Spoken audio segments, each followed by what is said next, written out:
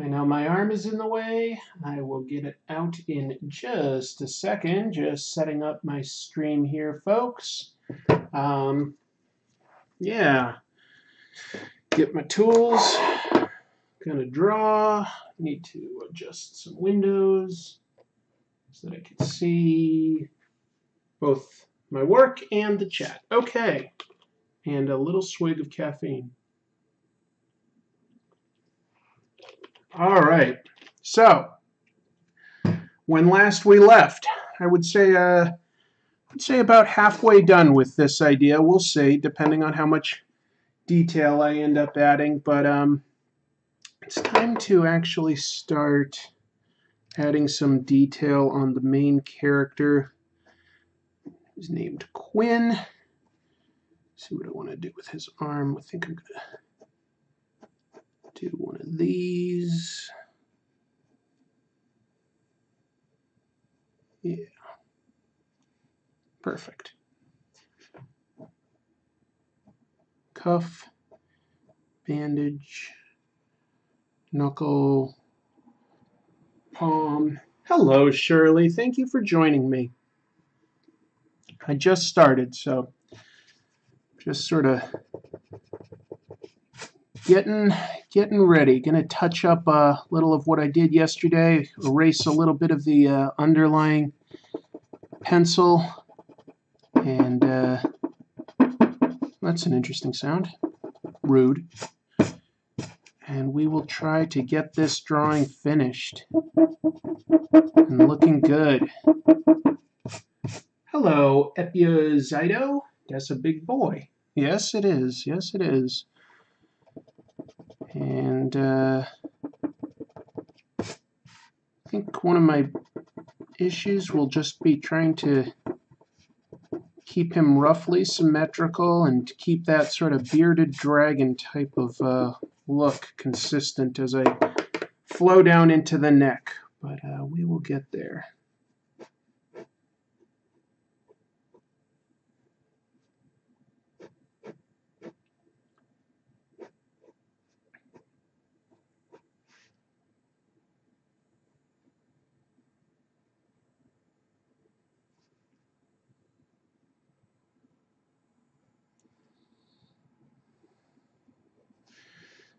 All right. Hello, Retropolis. Nice to see a couple new faces. Thank you very much for joining. Appreciate it. Center that up a little bit more. This is what I be drawing today.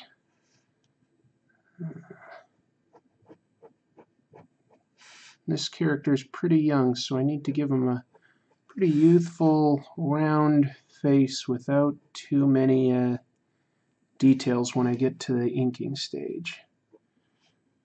That shouldn't be a problem.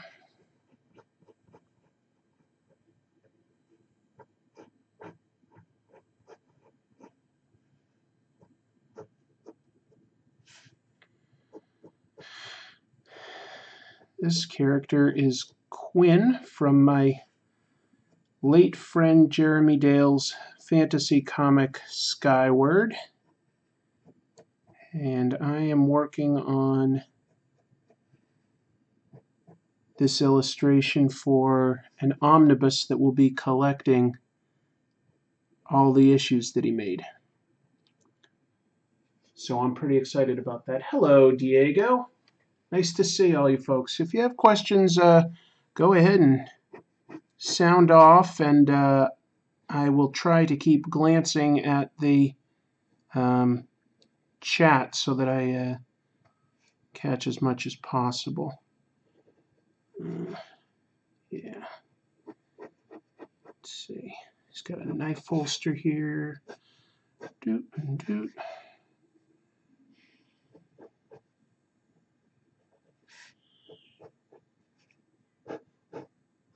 Pretty simple outfit, and I just want to block some of that in before I start inking it so that I've got my guidelines. All right, that's maybe that. May change those eyes when we get there. We'll see. But I want him to look youthful. So that's tricky. All right. Hello, Milos. You're not too late. I just started. What else do I want to block in here? I want to make sure that this goes to a rough middle point there. Add some of that. And yeah.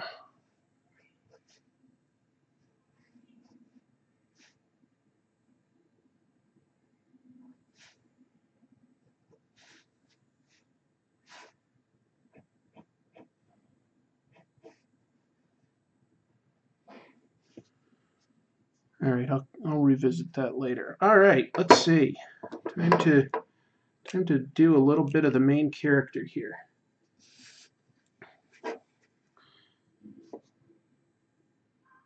You know what? I'm gonna first just make sure that the brush is in good shape by doing a few little details.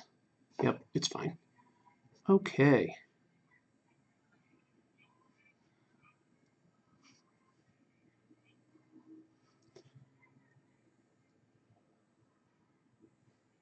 I have to admit that most of the time drawing characters in comics, it's beefy muscled guys. So when you're drawing a young kid, you have to really resist your natural inclinations to start laying in the musculature. You know, even thin guys like Spider-Man are usually pretty ripped when you draw them, but this is a kid, so don't want to overdo that.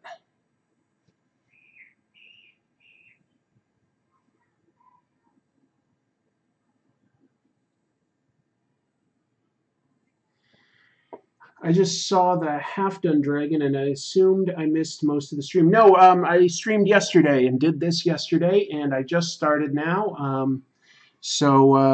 Yeah, I just needed a break yesterday. I had a lot to do, so I couldn't draw the whole thing. But I spent a few hours getting this much done, and now we're going to try to see if we can finish up.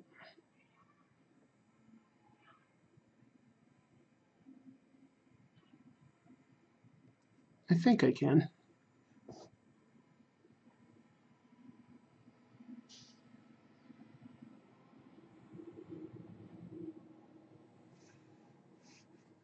You know what? I am going to reach across and see if I can zoom in a little here, because I realize that it's looking pretty small for everybody. Yeah, that might be a little better, huh? If I'm drawing this little guy. Yesterday I was kind of focused on the dragon, so I didn't think it was too big a deal, but I think today time to give you a little bit more of a close-up. So, yeah. And I was just watching another live stream of my friend Harry Partridge, who's a fantastic animator. Oh, so intimidating. Like, you know, if you watch someone that you consider, you know, a great artist, then you're gonna mess around with your chicken scratch. It's can't help but compare yourself, you know.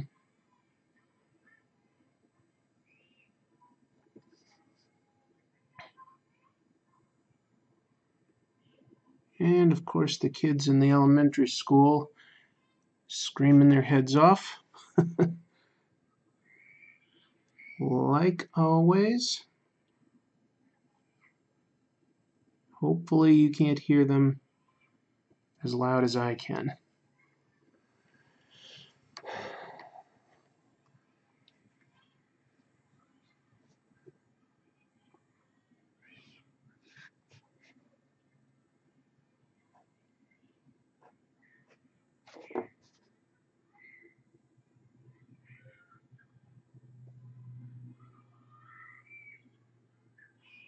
Oops, just smeared some ink there.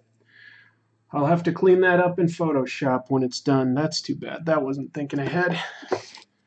I will try to prevent that now with a little bit of paper under my finger. That's also the problem with pushing a line when I really should be pulling it, but I have some bad habits.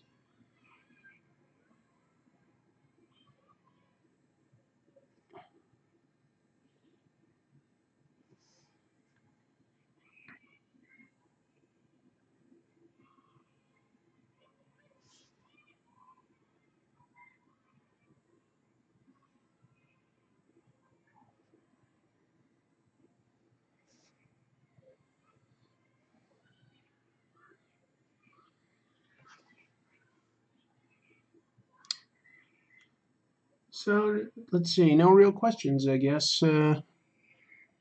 So it's up to me to fill the conversation with small talk. Well, what's on my mind? Let me think for a moment here.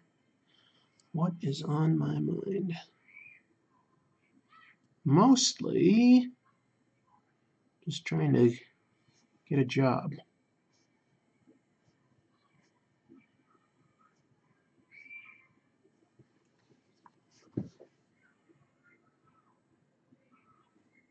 But that's not interesting to hear about.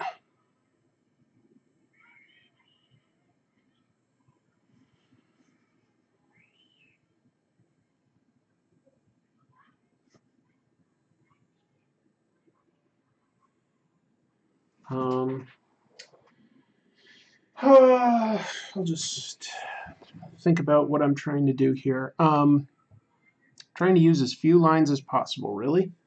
That's the main thing. And yeah, I just want it to be very simple and clean when I draw this guy. I want it to be pretty open and not detailed so that then I can lay in lots of, like rock texture details, cave texture details, dragon scales, and hopefully the character sort of here in the middle ground, who's relatively small, will pop out a little bit more by being so open. How can you start as a comic book writer? Asks Diego. Oh, funny you should mention. Also, hello to Slyfly Guy. So my friend B. Claymore is a comic book writer. He's written for all the major companies, DC, Marvel, Image, Dark Horse, all of them. And he just started a YouTube channel. I'm pulling it up now so that I get the address right. My friend Claymore's YouTube channel is all about how to get started as a comic book writer. So he can answer those questions for you. Let me see what we got here. What is his channel? I think it might be called The Comic Book Writer. Where is it?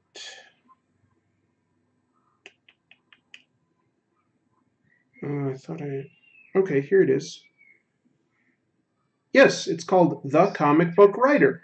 So, to answer your question, Diego, if you want to become a comic book writer, I strongly recommend checking out his channel, The Comic Book Writer.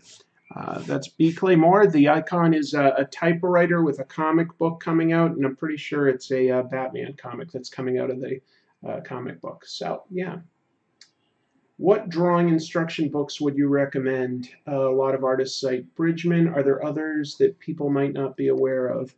Some people like Bern Hogarth's stuff. I'm not a massive fan. I think that shoot, I'm trying to remember. There's a name of a good perspective book that I recently saw. Can't remember the name of it.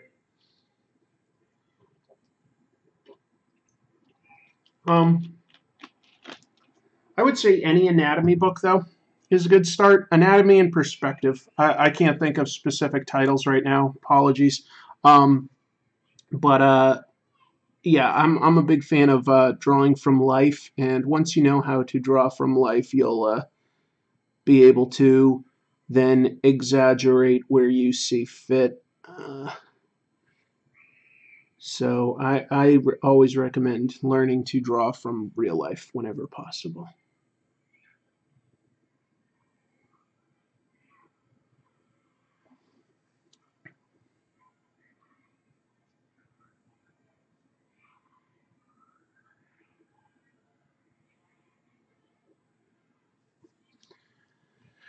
Uh, yeah, sorry, I'm not very good at remembering names, so remembering book titles is always a little tricky for me. I wish I could remember some.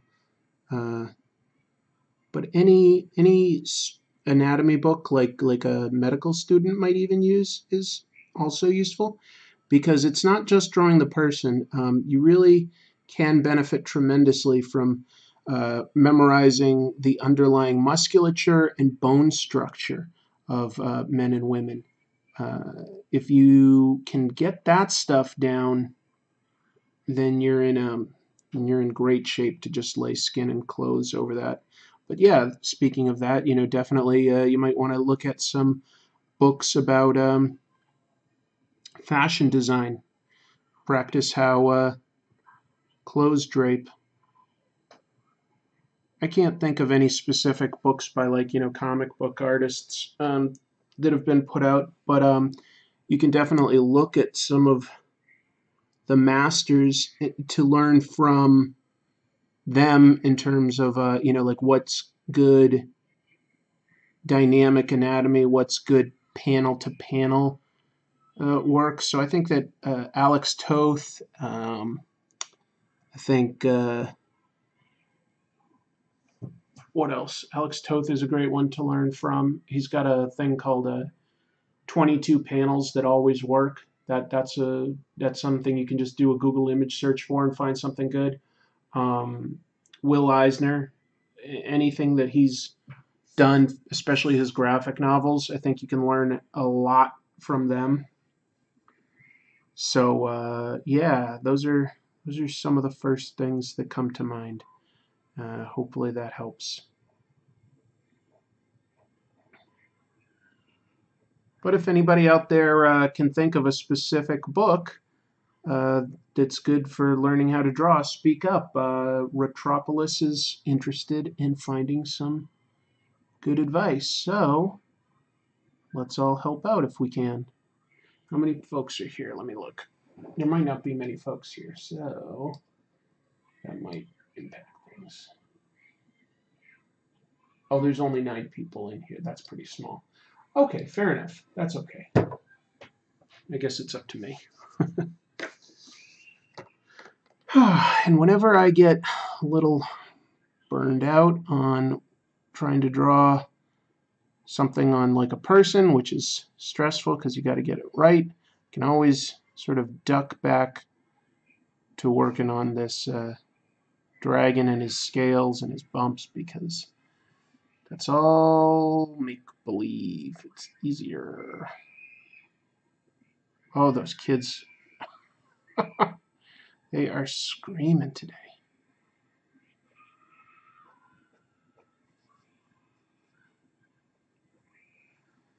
Ah, my friend. Okay, hold on 2 seconds. I'm backing up in the chat. Retropolis says, would it be creative perspectives for artists and illustrators? It might just be. It might just be. That sounds familiar. I know on the cover, it's basically like a red car and some buildings that are like light blue to white. That's a pretty good one for perspective. Burton Hogarth is a great artist, but the way his books are laid out is terrible. I kind of agree. Alex Ross swears by Andrew Loomis too. Okay, fair enough. I'm not overly familiar with Andrew Loomis though, so I guess I can't really recommend that or not. My hair looks pretty weird today. My friend Hooded Cobra Commander 788 is here. He says my first drawing instruction book was How to Draw Comics the Marvel Way. I was about 10. First time I was introduced to perspective, and I can't remember for sure, but that book was either by John Romita or John Buscema. Both either great artists that you could learn a lot from. So it's sort of a goofy book with Stan Lee all over it, and Stan Lee's a writer, but whatever. How to Draw Comics the Marvel Way. you can actually learn stuff from it. A fine book. I remember looking at it when I was pretty young too. Nothing wrong with that book at all.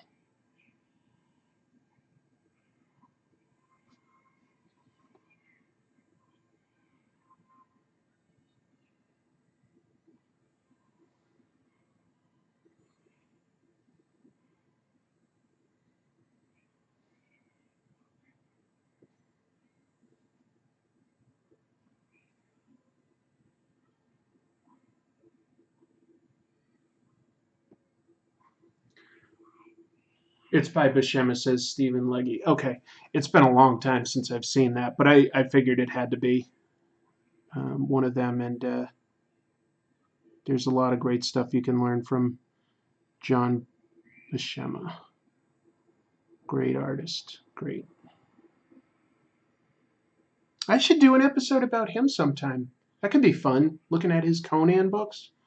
Wow, I don't know why that hasn't occurred to me. I'll have to put that on the idea calendar.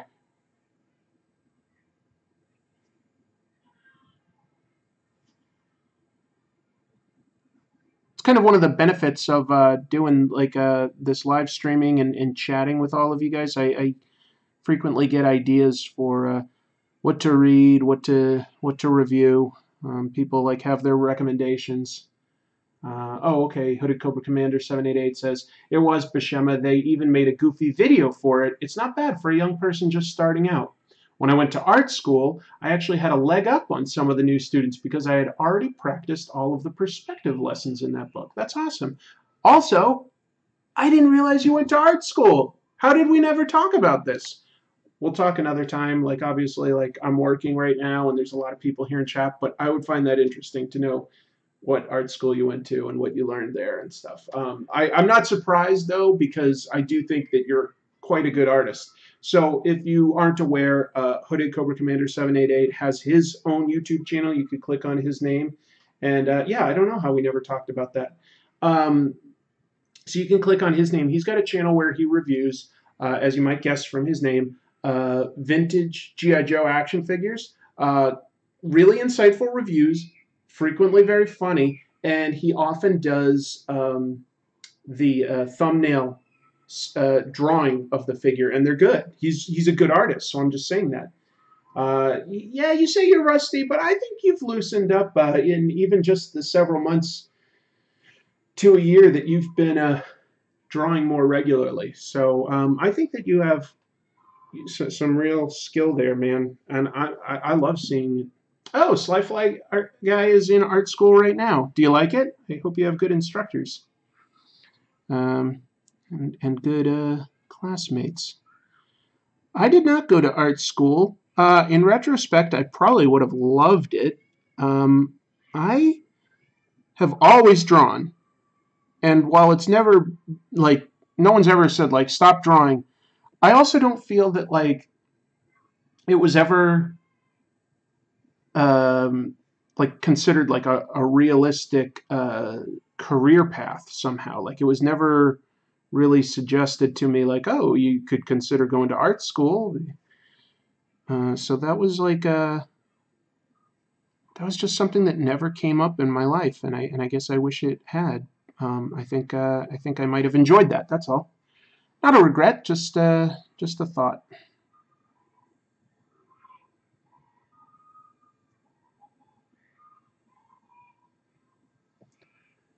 Art school is pretty great. That's so nice. That's so nice to hear. Oops, I need to bump that up a little bit here. Hooded Cobra Commander says, I'm trying to keep it loose and easy. If I start to take it too seriously, it won't be fun. Totally understand that. Totally understand that. And I think that that's smart. I'm not telling you to work harder on anything. I just saying that I like your drawings that you've been doing, and I hope you continue to do them. I hope that you continue to have time to do them.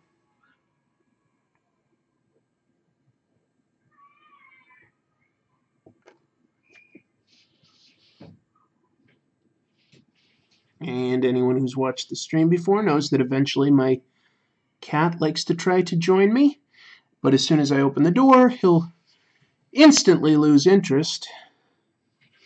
So I'm going to try to be patient and see if I can wait him out.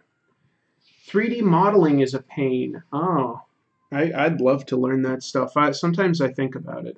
Just learning it for myself for fun. Sigamigs, hello. Thank you for joining. Always nice to see so many familiar faces and new faces. Gives the conversation a nice bit of variety.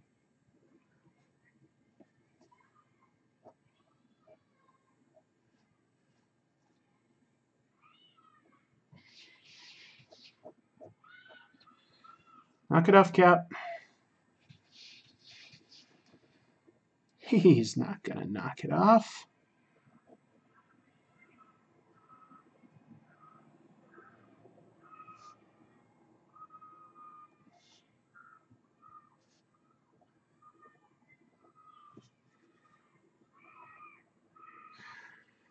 Miller says, people have these strict ideas.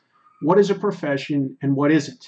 I think a lot of people don't realize their dreams because of that. And I think that's probably, yeah, I think you're onto something there. I don't think my parents would have discouraged me if I said I want to go to art school. I think they would have encouraged it. I don't think it occurred to them, oh, your kid likes to draw, maybe art school is a good idea. I just don't think that occurred to them. So it was never really suggested, and I didn't have anybody else that, suggested it.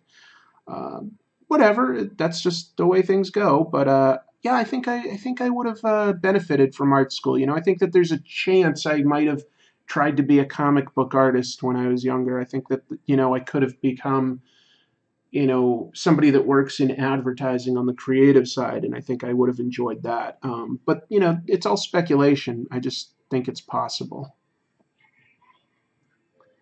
Do that Buscema episode. This is Kitchen Jones. Like your content. I'll be subscribing. Well, thank you. I hope so.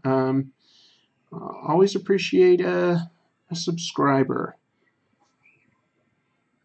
Helps me get those pennies out of YouTube.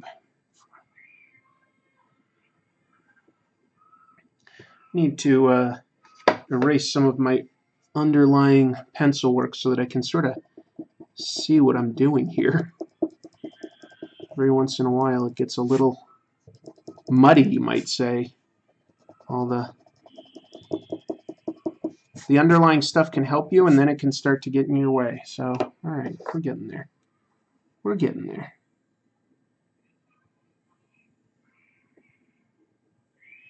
I've been trying to do these streams earlier in the day whenever possible because I know that a lot of people complained I was doing it too late at night. I'm on the West Coast here in America, and yeah, it could frequently go pretty late, especially when I have a lot of international viewers, where it's even later. My mom discouraged me from doing anything except engineering, medicine, etc. Well, that's probably true for a lot of us.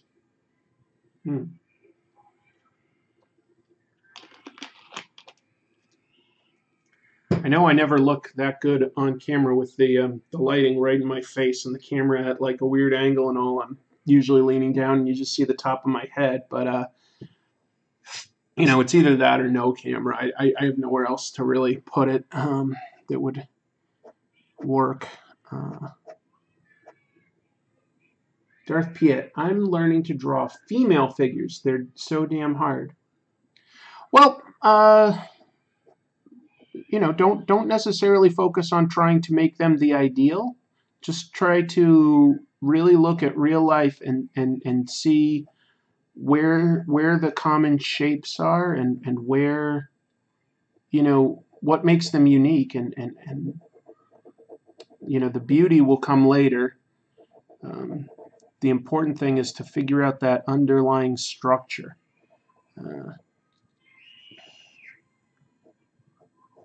because they are different than drawing men. But by that rationale, it's also different to draw a young kid. You know, this young kid does not have the same musculature as an adult. Like, he's got the same bone structure underneath, smaller, but it's not the same musculature. So, yeah, hopefully that makes sense. You're just trying to look for the form first, and then the details of what make it look really good will come later. First, just get the form.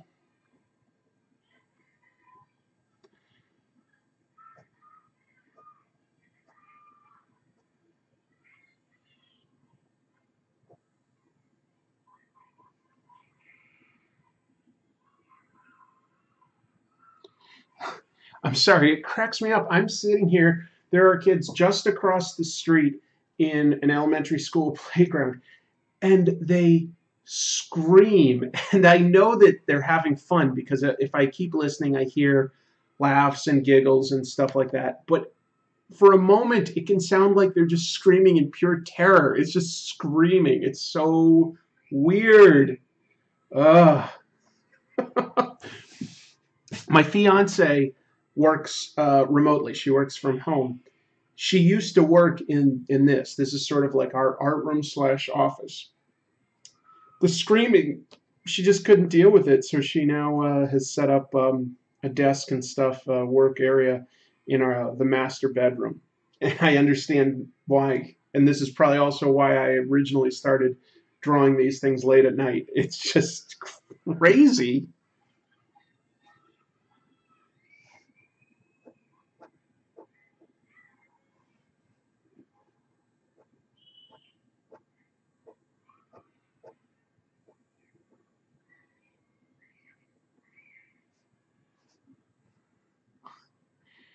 They really crack me up in a way. Sorry to leave you, Chris, but I have to make dinner for my sick roommate. I'll see you later if you're still screaming. Hopefully you meant streaming. Okay, you did. That's nice of you to take care of your roommate. Of course, yeah. Take care. All my best to your roommate.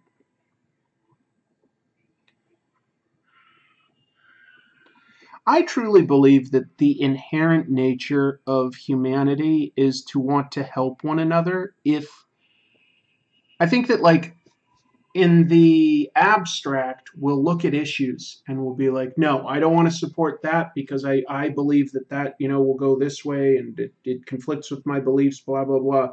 And people won't help certain people in need. But I think that that's in the abstract, and that, like, if you saw a sick or injured person in front of you, your instinct is always going to be to help. I think that that's true. I think that that's the case for most people.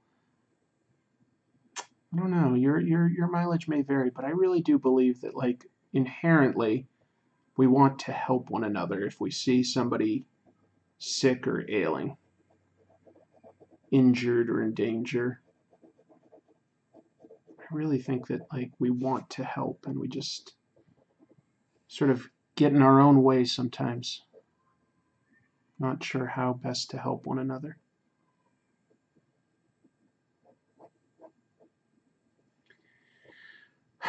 That is the biggest problem I have with a lot of instruction books, is that there are a lot of diversity of people. I wonder if that has affected comics artists when drawing different ethnicities. This is from Retropolis. I think that there's a bunch of stuff here to reply to. But first, to Retropolis, there is definitely these days more of an effort to show all sorts of people so that your scenes and your characters are more plausible, like, more believable is what is represented in the real world, as compared to, like, just a small segment that's all you know. And I think it is challenging to represent different ages, sexes, ethnicities, etc., accurately without becoming a stereotype. But I don't think it's a bad challenge. I think it's a challenge that artists generally enjoy. I enjoy it. Milos says that he thinks that people try to make a lot of arguments about human nature, but I always but that's always wishful thinking. Well, maybe. And Hooded Cobra Commander says that may be true, but we come up with creative ways to resist the instinct to help. And again, I think that's in the abstract. As in, like, when we're just thinking about ideas, like if you're like, how much money should we give to mental health? How much should we give to homeless people? How much should we give to another country that's in trouble or something from a disaster? And you're like, well, I'd rather my money go to this or to that. And I understand that. Those are fair arguments all around, But I feel like if I see somebody in front of me that is hurt or in trouble, that my instinct is to help them. And I feel like that's the case for a lot of people. Like if I see a homeless person and they're asking for money, I rarely carry cash. So I frequently answer and I say, I'm sorry, I don't have anything. But if I do have money, I will usually give them something. I don't know. That's me. Darth Piet says, I'd like to see George Perez's tropes, but I don't think he has them. No, he definitely does. Every artist has their own quirks, their own hallmarks that make them what they are. So, because a trope isn't a bad thing, it's just an overused thing, and you could argue that like every artist, their style is sort of what they use too much of, but it's not a bad thing. It's just that's what they do. So I think we could absolutely analyze George Perez at some point. I think that would be a lot of fun. He's a great artist. There's a lot of interesting stuff to talk about there. Miller says, I know most people think we are inherently good, and some pessimists think we are inherently bad, but I believe we are inherently chaotic. I think some people are, no question. I think that we have a part of our lizard brain that reacts out of fear. But I can't believe that we're inherently chaotic, or we wouldn't be able to build cities, skyscrapers, medicine, etc. That's all collaboration. That's all organized thought. None of it's perfect. There's always a way to do it better and better. And I don't know. I think that our drives are to explore and to stretch out and just to find new and improved ways of doing things. Yeah, I don't know. I guess I just brainstorm about like what would that be called? Anthropology in a way, just society. I brainstorm about this stuff a lot. Mueller says that I'm a transparently nice guy. Well, I don't know. I don't know if I do enough to make the world a better place. Like I would love to think that if I died, I had made the world at least in some way a little better than when I entered it. And I don't think I've done that yet. That could be like, if you have a kid and you raise them to be a smart, caring person, you've potentially made the world a better place. If you write a really good story that's inspirational or entertaining, you've made the world a little bit better. I don't know that I've really done that yet. That's what I'd like to do, is I'd love to be able to, at least tell one or two good stories or impart some knowledge about storytelling so that other people could tell good stories. That's what I want to do.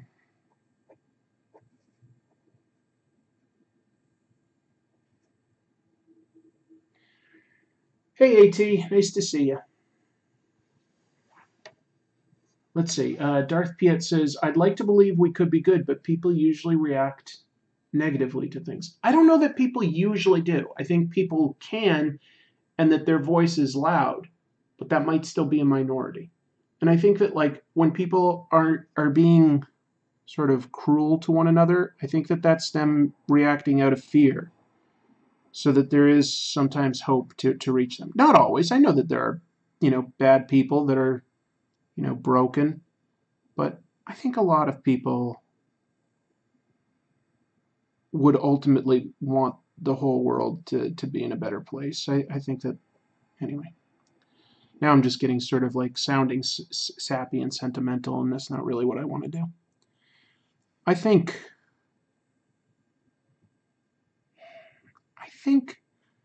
the average person wants to be good, and things get in their way. But I think that's what the average person wants.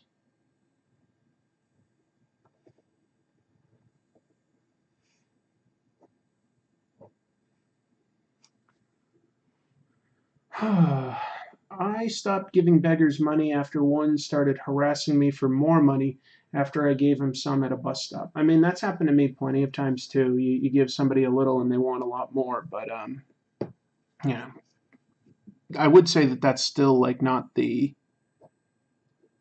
most common reaction. I would say the most common reaction is just saying like, oh, thank you, thank you. So think that the average person appreciates it and that the average person doesn't like having to beg because it's kind of humiliating, and they're desperate. And I just really hate the idea of someone starving when they don't have to.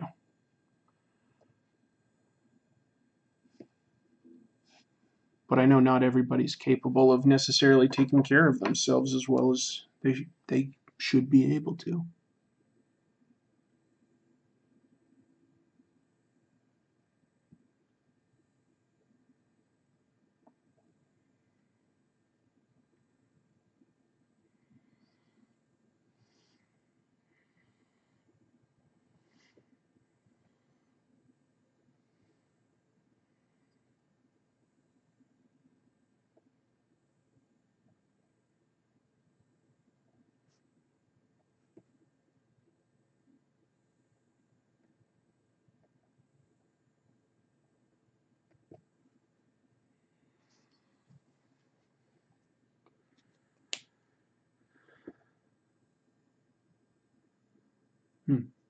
AT, or Software Agents Corp, says, I only give beggars food or clothes and never make it a habit. Well, maybe that's why I don't have much money, because I do make it a habit. Who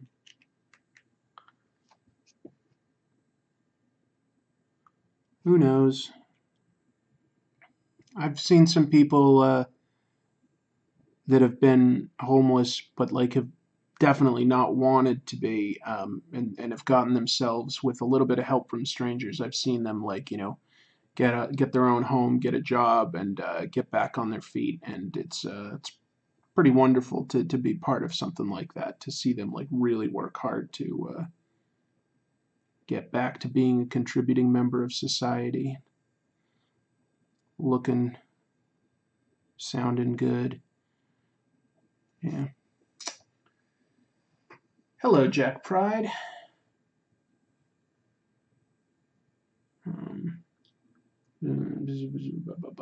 Okay, well, there's a lot going on in the chat about, like when people like to give money and when they don't, and it's all valid. I am not saying that what I do is right. Maybe I feel too much guilt. That could be a flaw of mine.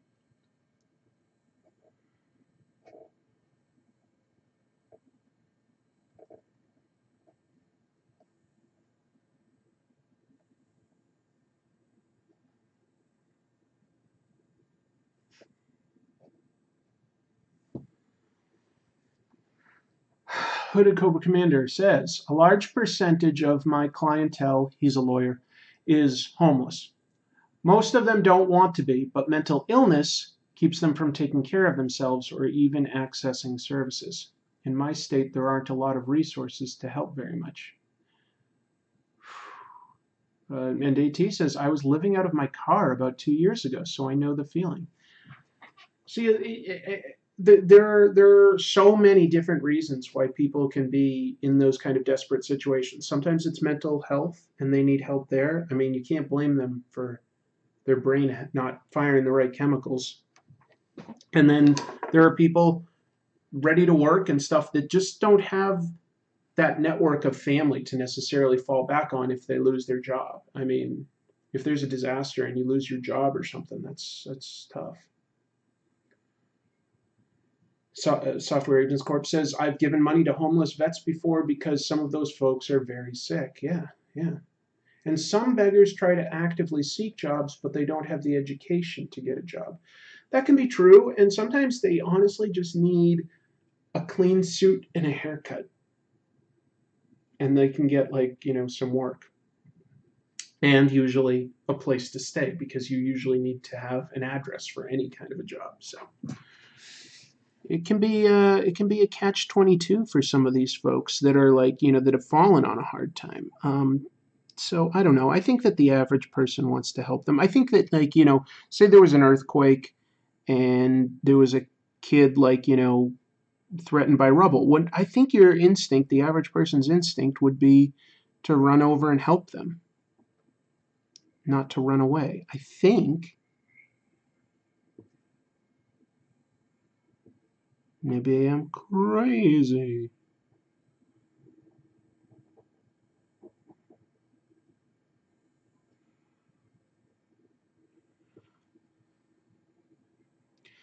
But I think about this stuff sometimes too, because, like, what are the stories that I read? I read stories about, sorry, uh, superheroes. But I'm like, it would be interesting to see, Spider-Man decide one day that, like, he wanted to just spend the day giving out sandwiches to some homeless people in the park or something like that. Um,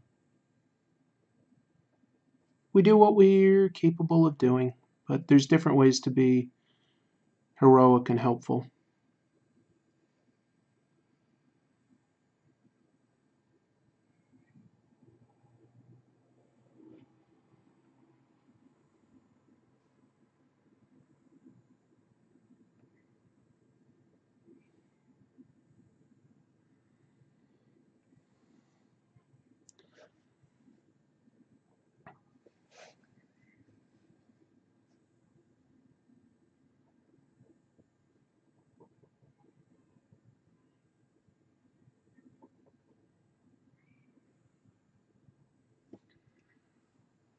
I got quiet for a minute. Once I took a homeless guy to Burger King and we ended up having a conversation about life and other stuff. That's Lifeline Guy. Yeah, I've done stuff like that.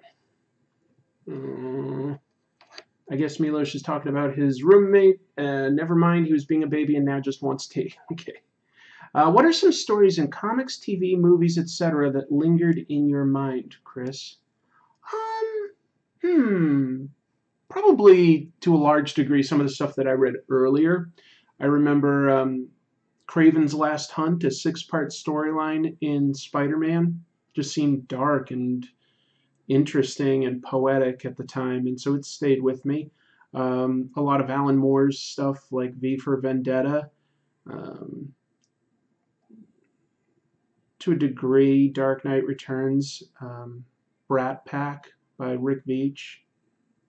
Um, yeah, I guess sometimes some of the more serious stuff is what stays with me and lingers, and most of that is superhero stuff. But most of that was probably just because that's what I was reading initially in comics, and I think it makes sometimes the biggest impact on you what you read first. You're sort of chasing that buzz for the rest of your reading career. I'd have to think. There's probably some other stuff that I do think about a bunch that's just not popping into my head right now. But yeah, interesting question. Be curious to hear what as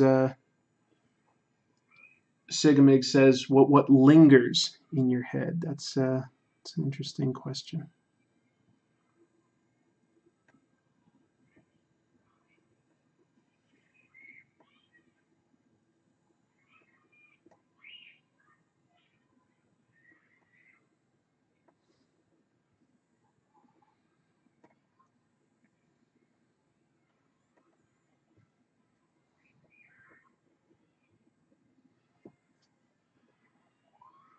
Jack Pride says, "What you said reminds me of my favorite manga characters donating blood monthly." Oh, see, that's a great thing that people can do. Donating blood, something almost everybody can do, and helping people, potentially saving lives. Have to admit, I think I've only done that once, um, and I should do it more. I've got good blood. I don't have any diseases or anything, so. Hmm. Now that you mention that, I should look into like where I could donate blood a little more regularly. Some places even pay you. So it's like you can do something altruistic and still sort of benefit yourself a little.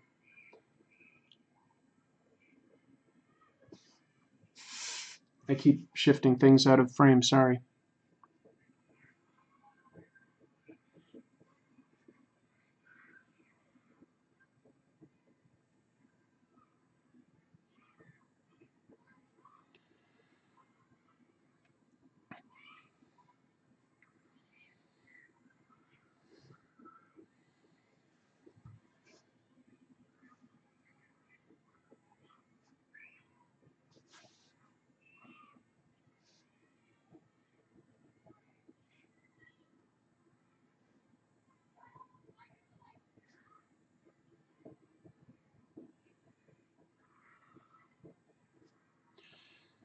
I'm just sort of giving myself a small break by drawing some consistent lighting sources under these rocks.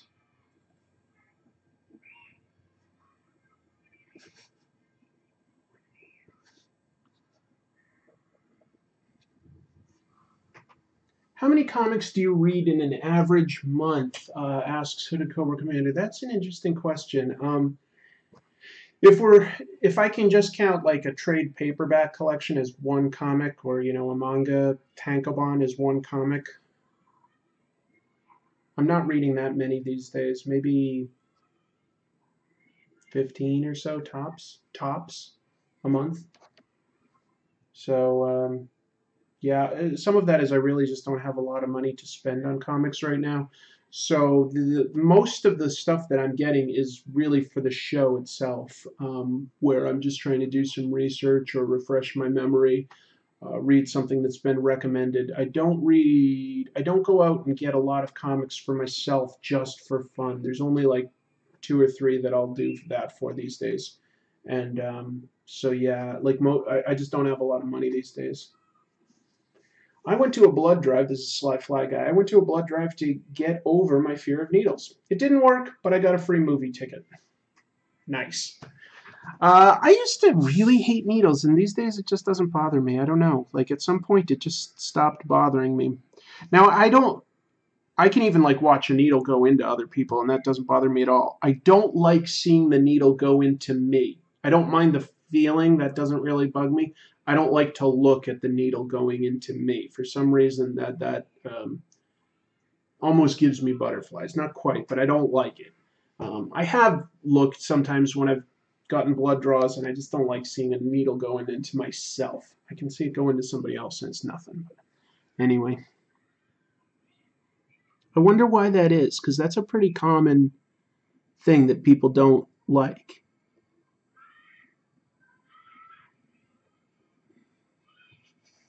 Why? It's not like it hurts that much, so why does it bother us so much?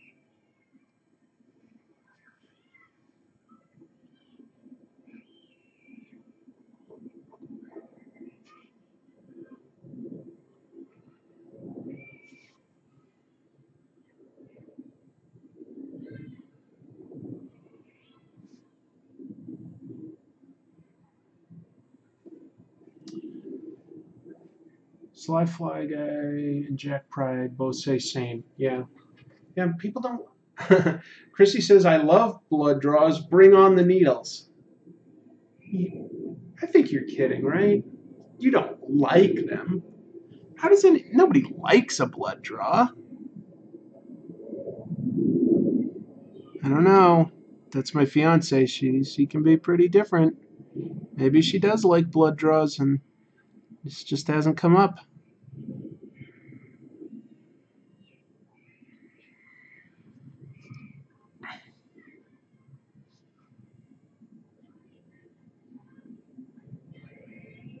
I can't see anybody liking a blood draw. Okay, she's kidding. Hello, Chrissy. Thanks for helping with the clean sweep video. Oh, that's thank you. Thanks, Hoodie. She did help. I needed a camera person for that one. That was a video I collaborated on with Hooded Cobra Commander. He did a review of the action figure clean sweep, and I actually made a clean sweep. This is a G.I. Joe. I made a clean sweep costume. I dressed in it.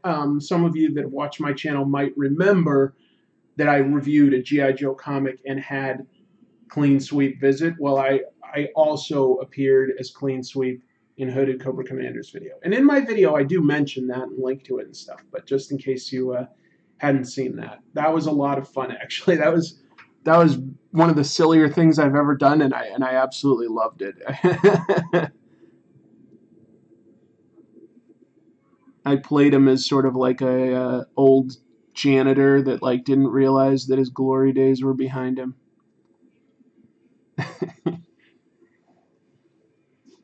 You are right. Right as rain. I still remember a bunch of my lines.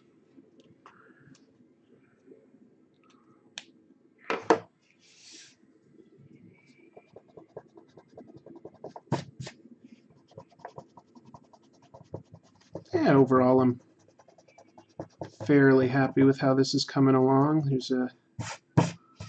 I don't love what I've done with the face. I might touch that up in Photoshop. But such is life.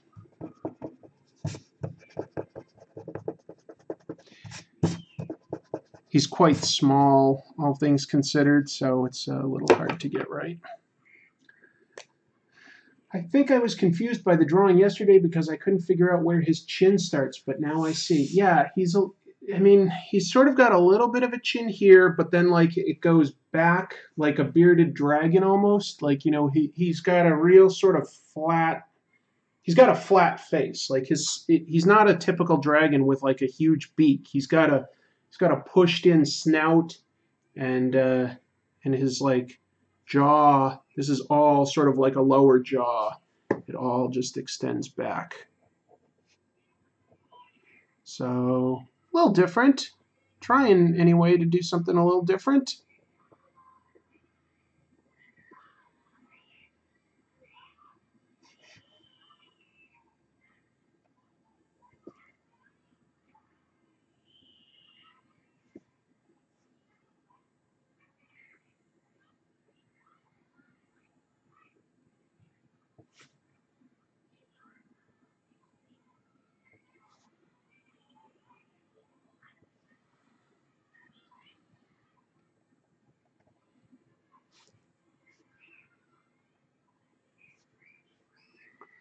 I think my eyes were having trouble processing it because I played too much Candy Crush. You and everyone else in America, right? Wait, is it Candy Crush or are you playing Homescapes these days? I think it's Homescapes.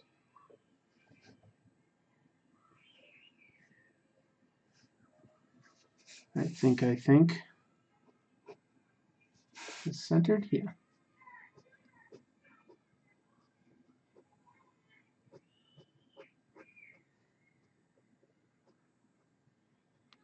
Oh, I've got an interesting question. Here we go.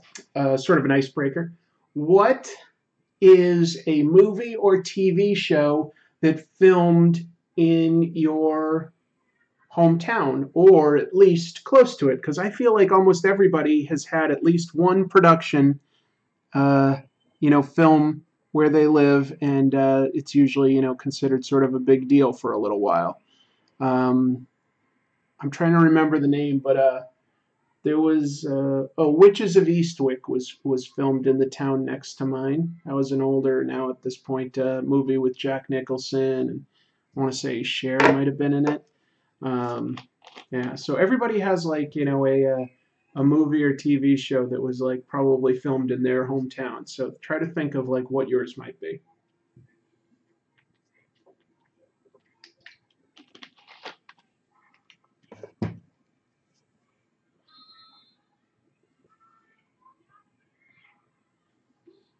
I just heard a teacher yell, "Knock it off!" Hey, knock it off.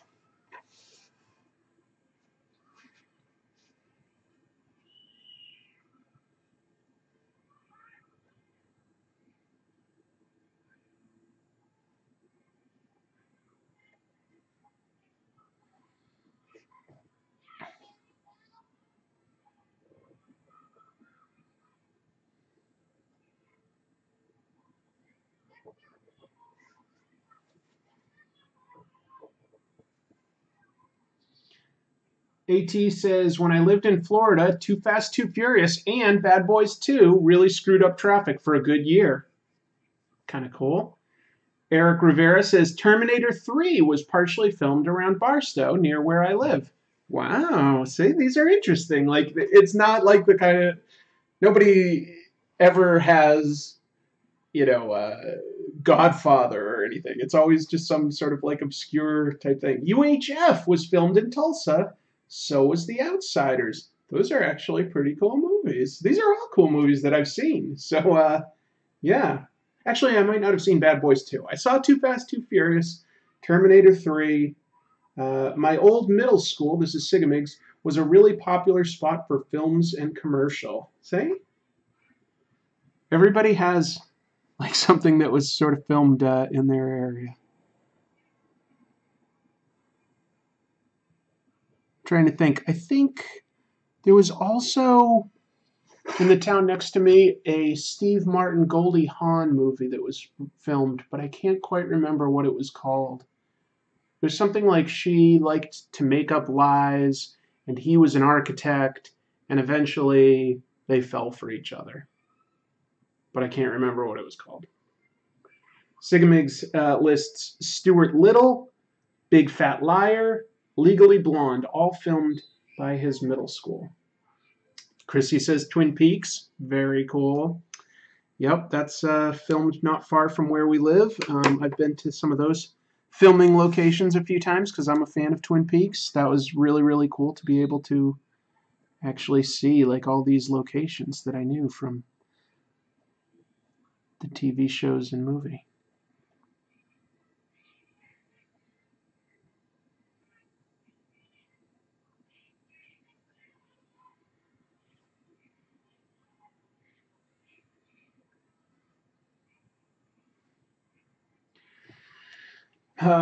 Let's see. Oh, Sigmund says, I used to work at the film location for Doc Brown's mansion. Wow, that sounds interesting.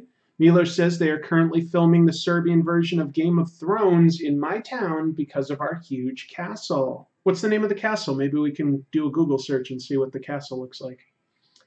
I was not cast for a role because I didn't have a big enough beard. Oh my. Retropolis says, I met Brad Pitt when I was staying with my parents in LA. When they filmed at the Alexandria Hotel, they were filming Seven. Wow, great movie. Very cool. As far as like meeting celebrities, I've bumped into like more than my fair share over the years, but I was curious about like filming locations because I just feel like everybody has you know, an interesting story because it's like not necessarily going to be your favorite movie, but it's just what got filmed there, and it helps you remember sometimes one that's a little obscure or something like that.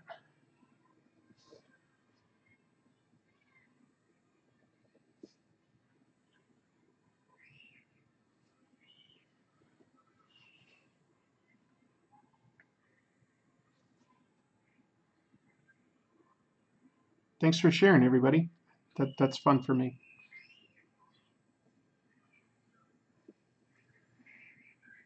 I love Twin Peaks. That's my favorite show. Very cool. Well, uh, it's very beautiful around here, and they took advantage of that for Twin Peaks. Search Sverdrevo Fortress. I will search that actually right now. I need a minute. I'm feeling a little burned out. Sverdrevo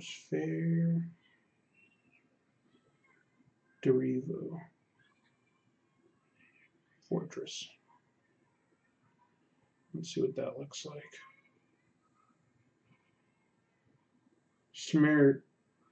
Smerdrevo.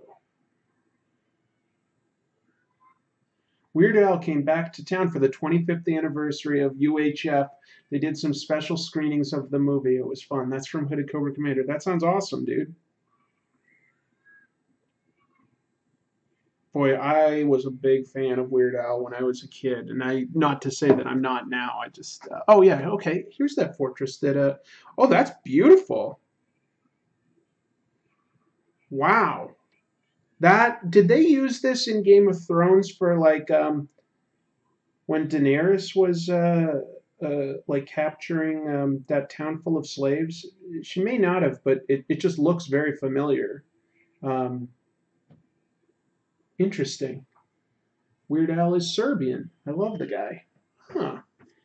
Jakob Ibn Andreas says, "Wow, you can draw. Awesome. When I was young, I always wanted to become a comic book artist. Never followed up on that. Story of my life." And Royfield Brown is there. Hello, Royfield. Nice to see you. Royfield has a podcast where he interviews all sorts of interesting folks. Um, yeah, you know, if anybody here has something that they want to plug, I don't mind. So go nuts. I'll move this up here, and I'm just I guess I've slowed down because I'm not 100% sure how I'm handling some of this beard, but I think beard. I call it beard because I keep thinking of bearded dragons, but now I think I know what I want to do. I'm gonna add a couple lines in here, and this is gonna work. I'm gonna make it work.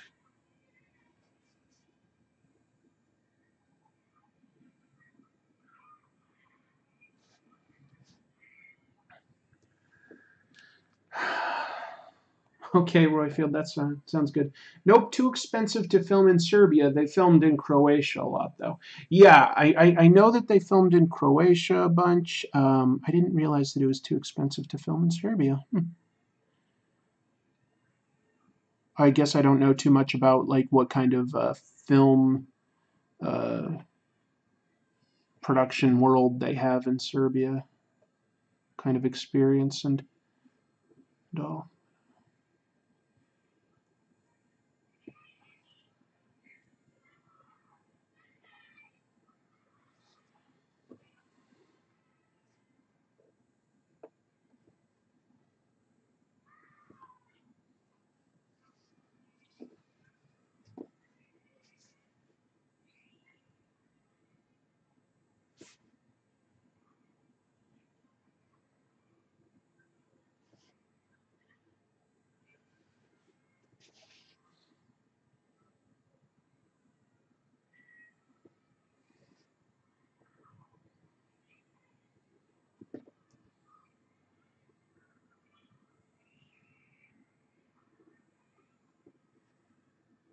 Got a little quiet, excuse me. Milos says it's the sound best kept fortress in Europe. Royfield wants to ask me about the Black Panther movie. Sure. Jack Pride says, can't find anything special about Syracuse other than Frank Baum. Syracuse, New York? Hmm. Yeah, I don't know off the top of my head what might have been filmed there. Miller says it's not really the taxes, it's the infrastructure. Not enough hotels for the crew, and our roads are shit. That does sound difficult. Of course, if Hollywood wants a location, they'll find a way to make it happen. There's plenty of productions that have gone to some pretty out there places. I think they spent an absolute fortune on some of the Pirates of the Caribbean movies because they just wanted to film out in like basically the middle of nowhere. So they'd have to import like absolutely everything. Part of why those movies were so expensive. It's not good business actually when you think about it.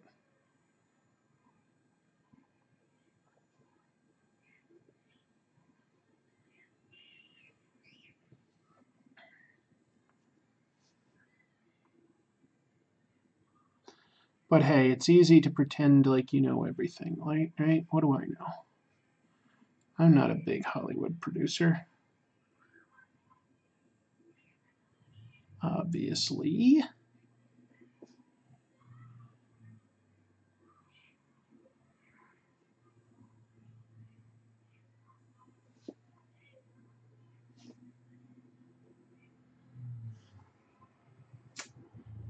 Mueller says it's very, very remote. Yeah. Interesting. if they're so remote, like, I wonder why they were built there in the first place. Usually, forts are sort of like, on the perimeter and outskirts of areas, so it's not necessarily remote. It's somehow centrally located to like a river or a harbor or something like that. A town, something worth protecting.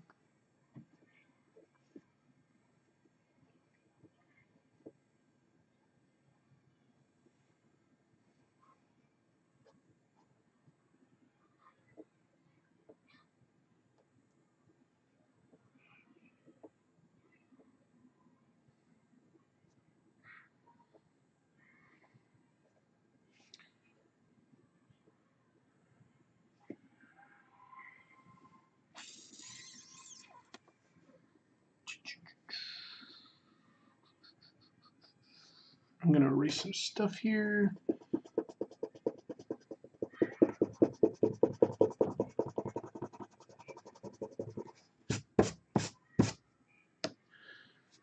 Craig Moran says, it reminds me of the Prince Valiant and Dungeons and Dragons cartoons. Are you talking about what I'm drawing, or are you talking about the fortress that Milos was just mentioning in Serbia?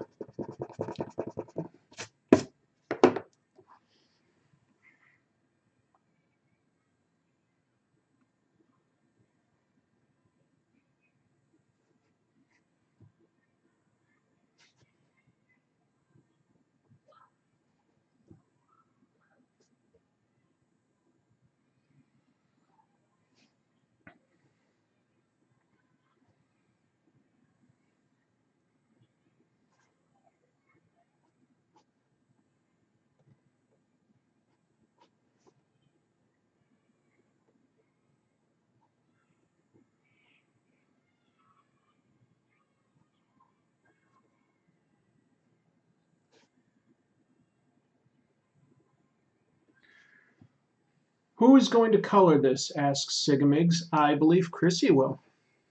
Oh, okay. Craig says that my drawing reminds him of Prince Valiant and the Dungeons and Dragons cartoons. Thank you. Milos says there are more like these are more like keeps made to withstand Ottoman invasions. So they were made in some very hard to access areas. See, that's why I asked. The history itself is absolutely fascinating. That's relatively unique. Wow. Damn Ottoman Empire. It's encroaching on the cool stuff. What jerks. Let's go beat up the Ottoman Empire, guys. What do you think?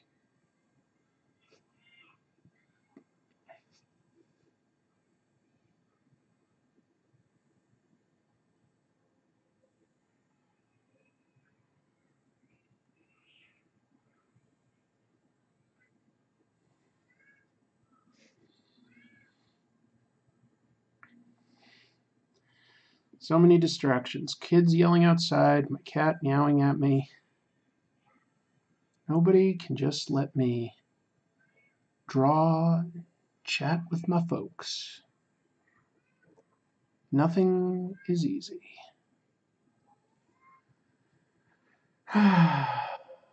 Chrissy says no. Don't know why. Hooded Cobra Commander says, if you want a story about a Hollywood movie filming in a remote location and becoming a disaster, check out the documentary Lost Soul, The Doomed Journey of Richard Stanley's Island of Dr. Moreau. Which version of Island of Dr. Moreau was that? Was that the one like with Val Kilmer and what's his nuts? Marlon Brando? Is that the one that Richard Stanley directed? Because that was a pretty bad movie. That came out really badly. I bet that there's a documentary about that. That's got to be it. Tell me I'm right. That sounds like a really interesting documentary, because I would be fascinated at how that disaster of a movie came to be.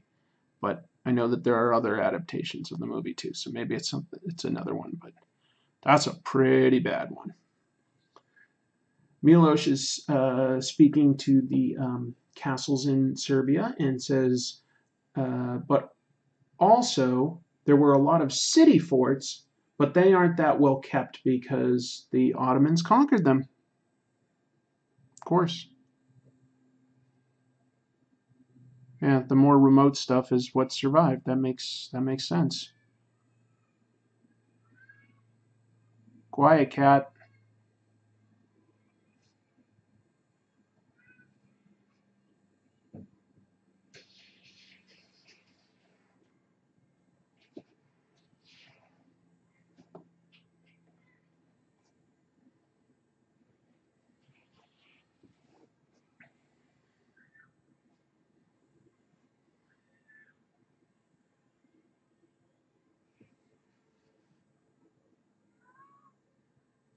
You're fine. All right, I'm gonna let my cat in because I think he wants to jump on my lap, and if he doesn't do it, I'm gonna have to get rid of him. Oh, good.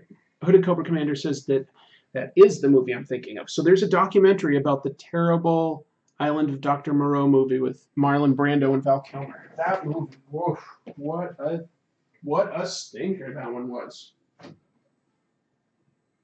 Yes? Did you want to come in?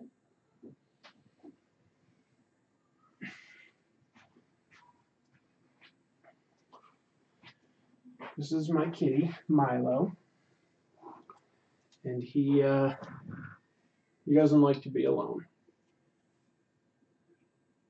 Okay, you can sit on my lap while I draw.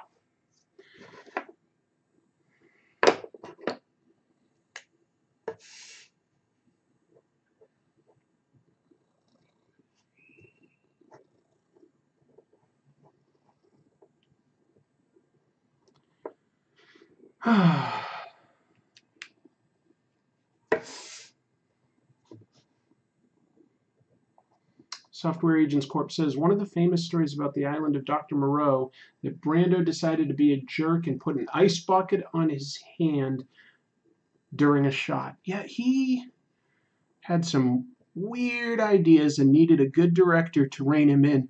Like I heard that like when he played Jor-El in Superman, he started arguing like, well, hey, this guy's an alien, so like we don't know what he looks like. Why not just use like a potted plant?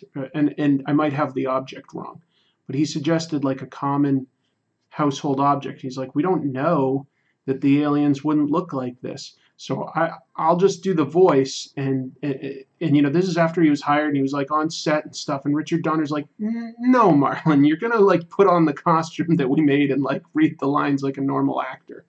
But like Brando was trying to sort of get out of it, and of course, like he became infamous for like in his later, not even that later years, but like you know pretty soon he wanted to just have his lines fed to him through an earpiece because he didn't like to memorize them. He would just repeat what was said to him. So he had some strange ideas about acting, but you know, he was still very, very charismatic. Like even up to the end when he was kind of like fat and bloated, he was still like a very charismatic guy. Pretty interesting character, Marlon Brando. I read a biography about him like a long time ago, like long time ago. But I remember thinking, like, what an interesting cat. And he would have sex with like anything and anyone. He wow, he was out there. Strange cat.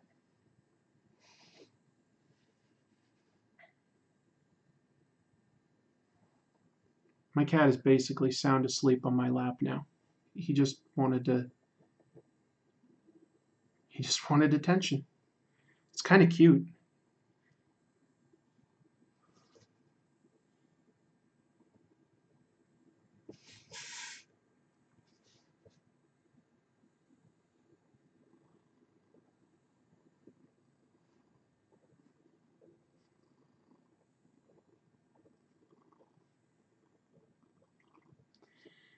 Was he bi? Milos says. He was more like pansexual from what I understand. Like Marlon Brando would sleep with anyone. He was bisexual in Hollywood when that was not considered in vogue. Yeah. And Hooded Cobra Commander says a lot of the stories about that Dr. Moreau movie are true, and there are weirder stories than you've heard. Well, I really want to see this documentary. It sounds great. Oh, you gonna go see Chrissy? Can you close the door then? Okay.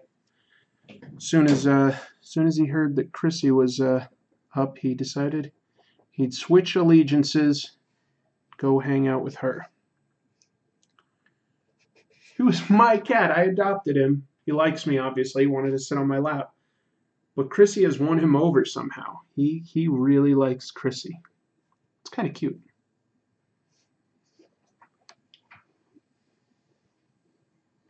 Yeah, for Dr. Moreau, Brando repeated police scanner lines that his earpiece picked up. He said during a take, "There's a robbery." He just didn't care. Can you imagine if they just kept that in? He's going, "Welcome to my creatures. There's a robbery on 42nd Street. All available units are needed there."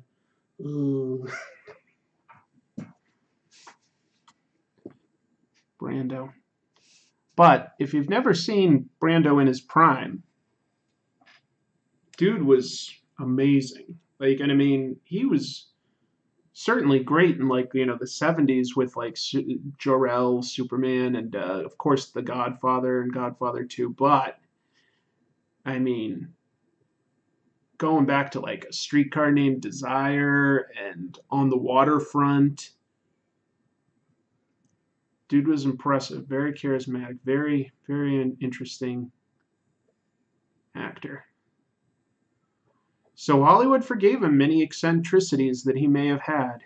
But as I understand it, as he got older, he got more and more difficult to work with. So I would really like to see this documentary about Island of Dr. Moreau. I'll look it up later.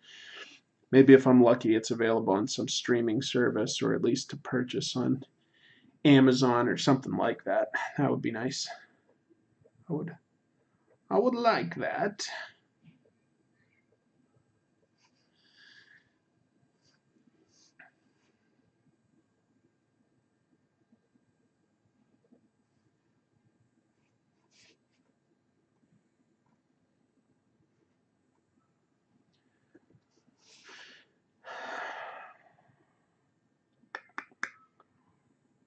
I think I'm going to use my Pigma liner to start drawing some of these mountaintops, because I want the line to be pretty thin, and if I use one of my brushes, I'm afraid it would just be too big.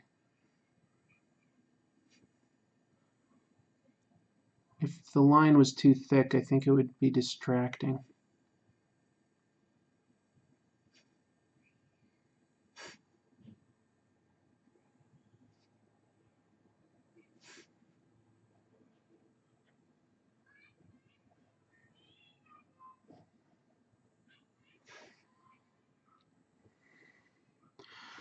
I'm not saying I make the right decisions on these things, but I do at least put thought into what I'm doing and why. And then I hope for the best.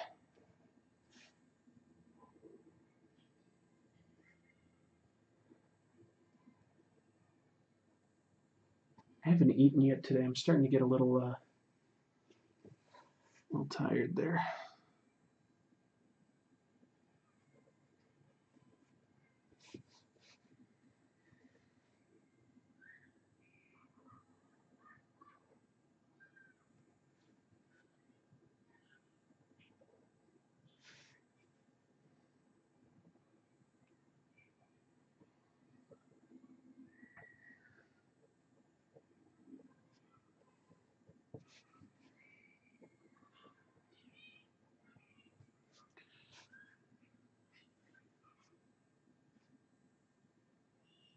So, like I had said before, this will be published in the Skyward Omnibus, and that's available on Kickstarter right now. If you look up Skyward, you'll find it. Skyward by my late friend Jeremy Dale, and his wife Kelly is putting this together. And yeah, I think it's a great book. The Kickstarter's still going, and I think it's a really good value. There's some good values there for if you just want to read the book. It's already been fully. It's hit its goal, so it will be published. Um, um, People with a lot of comic book experience working on this, so I have every confidence it will be published soon, pretty quickly, possibly in time for early summer conventions. And so I recommend it to everyone out there if you like fantasy and all. Yeah, so please give that some consideration. Kickstarter called Skyward. That was the name of the title, Skyward. And there's work by people a lot more talented than me in there. Phil Noto, Darwin Cook, Kari Randolph, all sorts of really fantastic artists have contributed. But of course, the main draw is it will be 10 issues, all collected, all by the late, great Jeremy Dale. Really great guy.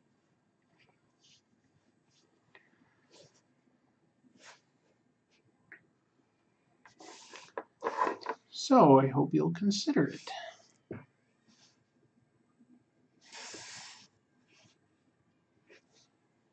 Looks like nobody's chatting anymore. Maybe on the... Oh, no, it says 14 folks are here. Okay. Not a ton, but a few. Guess nobody's got anything to say. That's fair. Let's see here.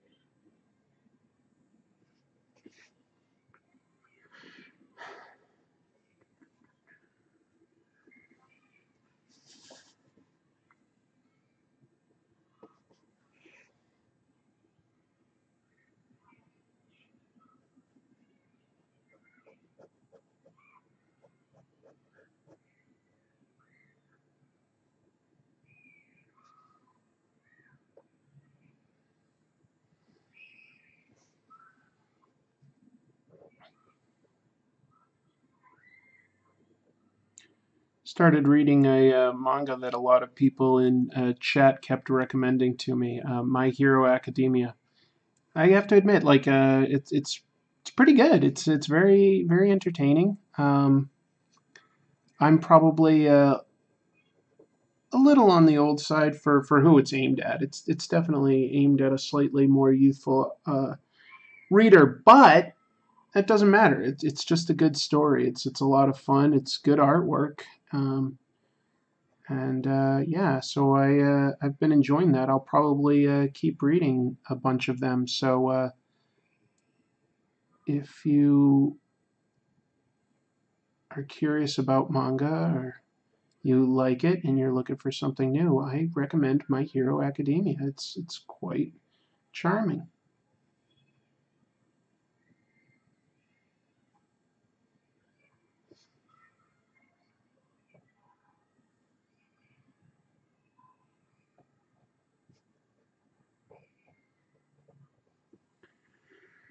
Let's see. Miller says, guess it's cool such a huge movie star was bi or pan or whatever. Even though I'm bi, never thought to look up famous people who were bi. Well, and certainly during Marlon Brando's time, you know, stars were very much in the closet. But he was fairly open about that stuff. Yeah.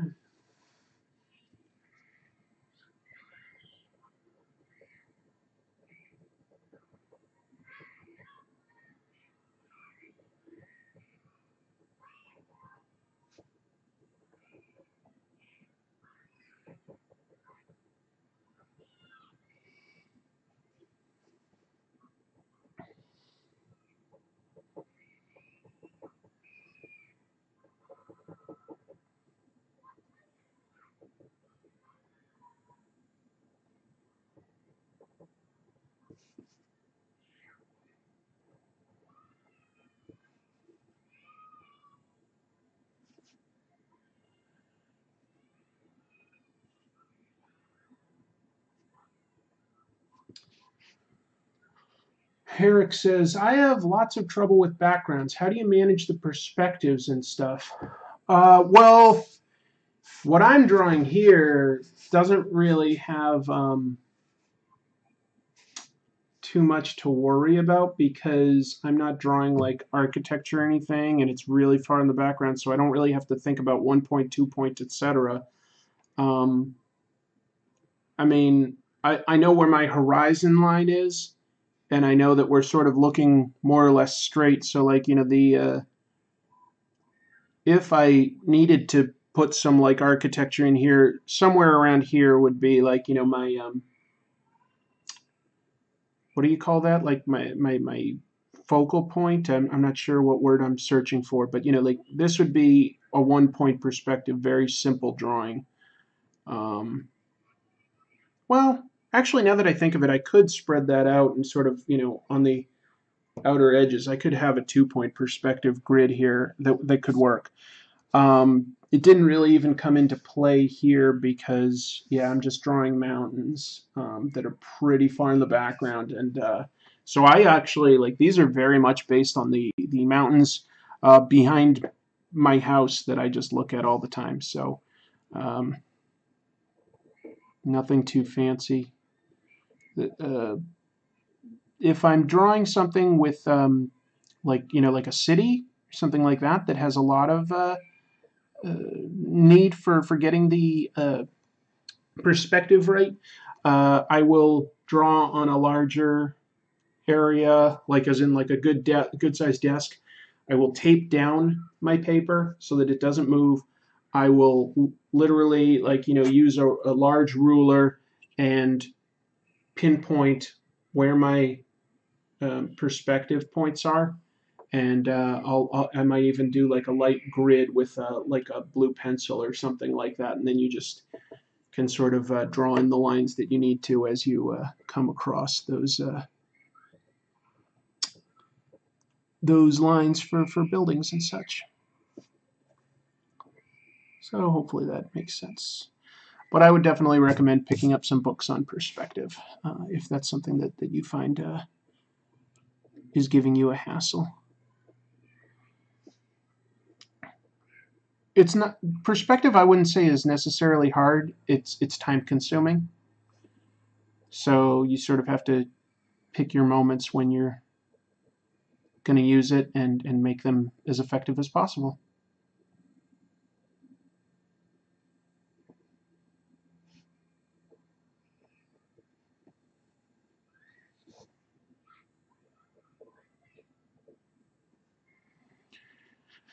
And other than that, who cares, right?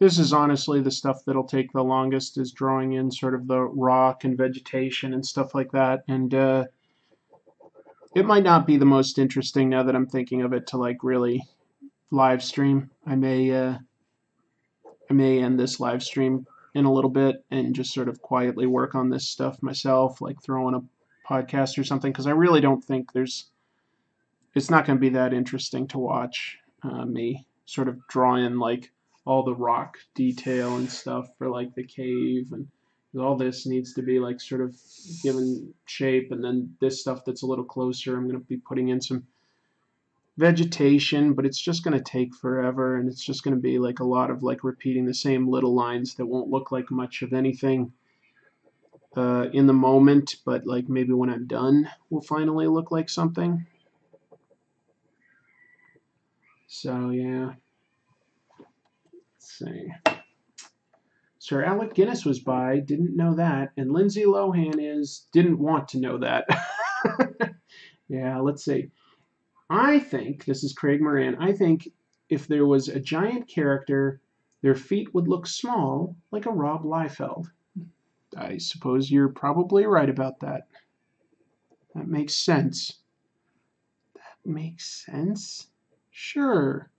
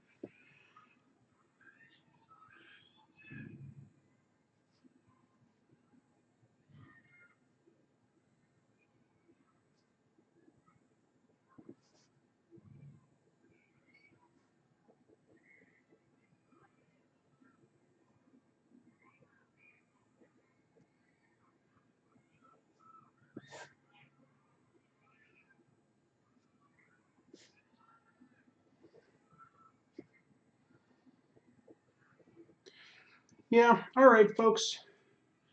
Your artwork is not prurient.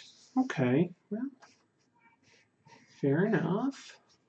I'm gonna probably, yeah, I'm gonna go ahead and end the stream now. Let me just do one thing first. I'm gonna back out of how zoomed in this is so that you can sort of see what I did.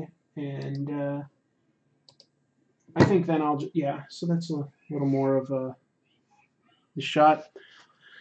From here, I'm going to really just be working on texture. I've mapped in, all the main characters, the big important stuff. I'm just going to be giving the cave some texture. I'm going to be giving some of the near background cliffside some texture. A little bit of vegetation up here.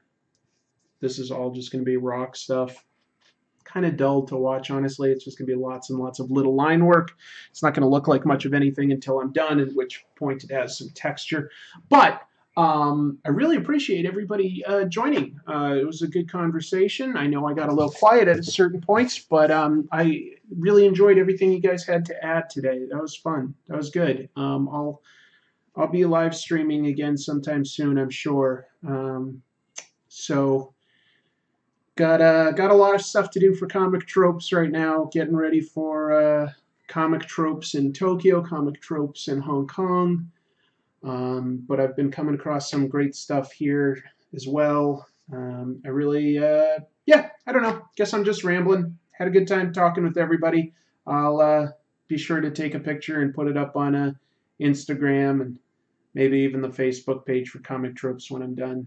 But good talking to all of you. If you're curious, Instagram and Twitter handle right up there. You can see me there. See y'all. Take care.